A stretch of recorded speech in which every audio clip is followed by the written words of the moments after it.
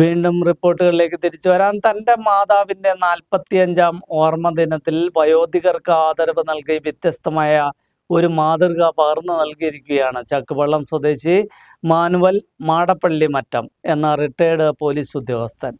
പ്രിയ മാതാവ് അന്നമ്മ ഇമ്മാനുവേലിന്റെ ഓർമ്മ ദിനത്തിൽ 40ഓളം വയോജനങ്ങൾക്കാണ് ആദരവും സ്നേഹ സമ്മാനവുമായി കമ്പിളിപ്പുതപ്പുകൾ ഇദ്ദേഹവും കുടുംബാംഗങ്ങളും സമ്മാനിച്ചത്.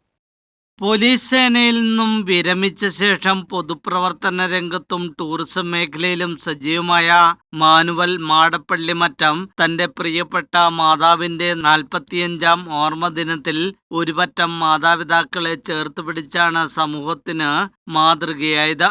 മറ്റുള്ളവരെ സഹായിക്കണമെന്ന് ചെറുപ്പം മുതൽ പ്രവർത്തനത്തിലൂടെ ശീലിപ്പിച്ച പ്രിയപ്പെട്ട മാതാവിന്റെ സ്മരണയിൽ 35ഓളം വയോജനങ്ങളെയാണ് പൊന്നാട അണിയിച്ച് ആദരവ് നൽകിയത്.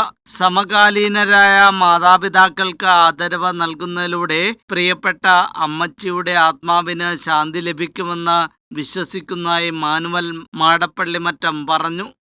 അത്തരത്തിലുള്ള കൂട്ടുകാർ അമ്മച്ചിക്ക് ഇപ്പോൾ ഇല്ല എങ്കിൽ പോലും അവരെ പോലെ ചില പ്രായമുള്ളവർ ഒക്കെ ഇന്ന് ജീവിച്ചിരിക്കുന്നു.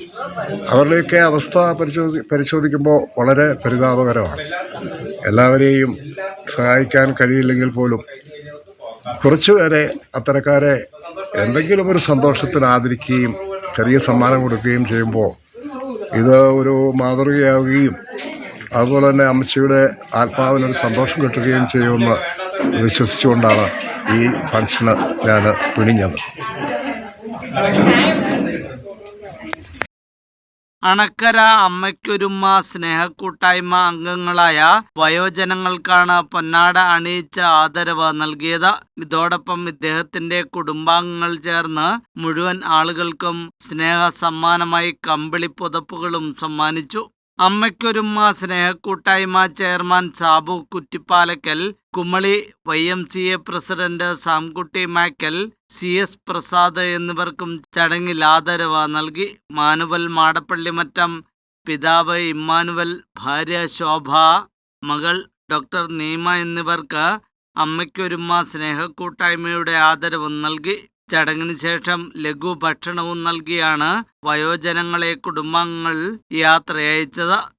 ന്യൂസ് ബ്യൂറോ, രാജകുമാരി.